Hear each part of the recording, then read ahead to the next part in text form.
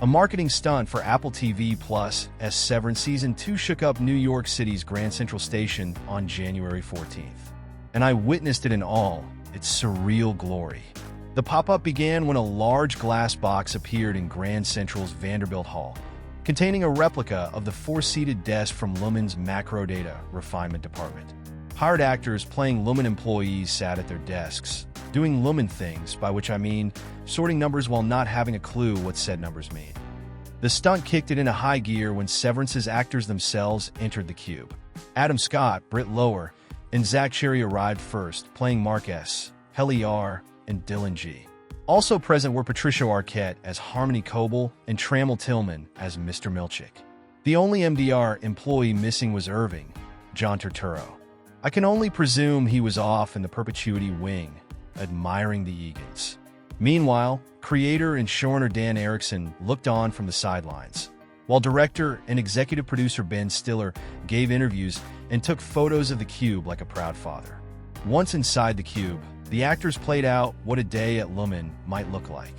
While onlookers couldn't hear what any of them were saying, there was no denying the show was enthralling. It was like an entire episode of Severance was taking shape before us, and I certainly reacted accordingly. I jolted when Ms. Coble smacked the desk with a Lumon brand ruler. I chuckled when Helly playfully threw a cleaning rag at Mr. Milchick. She did so multiple times. And like the many Severance viewers who enjoy picking the show apart for clues, I examined the set for hints about Season 2. While the pop-up didn't give us any plot hints about what to expect from Season 2, there was tragically no post-it note reading.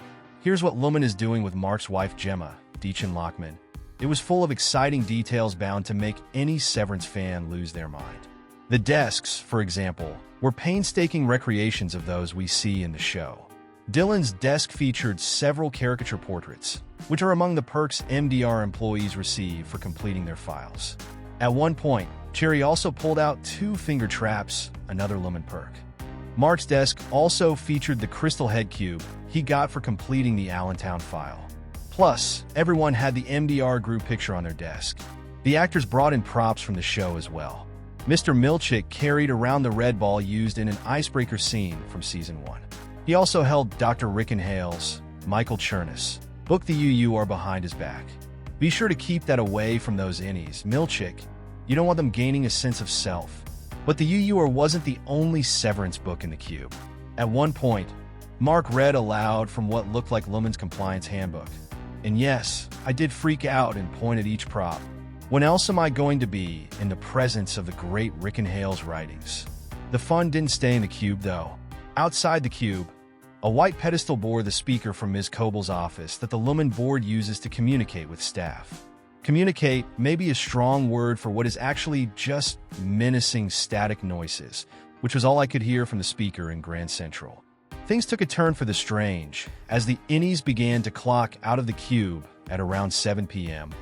I cannot stress enough that the cast were in there for over an hour. Ms. Coble forced Mark to stand in one corner of the cube like he was on a timeout, then proceeded to berate him.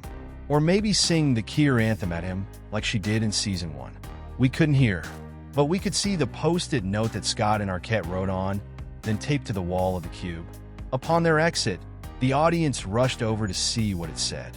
It just said, "Human," with a small drawing of a triangle next to it.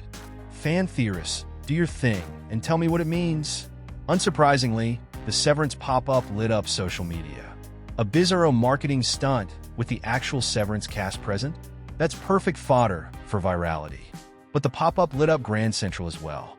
All around me, I heard people freaking out about the actors and about Severance in general.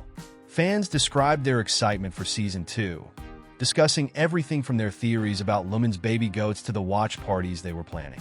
Might I suggest a cursed menu of eggs, waffles, and melon?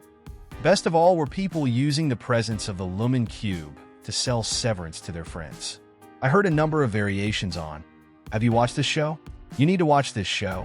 I agree. Even the location enhanced the strange Severance drama we were watching play out. Grand Central Station at rush hour is peak work commute time, when everyone is effectively switching from their work selves to their non-work selves. One could even say, going from their innies to their outies. I was on the way home from work myself when I got wind of the pop-up and switch my entire commute to see the great Lumon Cube in person. If anything, watching the innies in action as everyone bustled home to work around them highlighted their in-show plight even more. We can all leave work behind, but for them, it's all they know. Plus, they're all under observation by Lumon's higher-ups, just like the actors were under observation in their glass box. In taking pictures and gawking at the innies, were we know better than Lumon? The layers, the questions of work-life balance,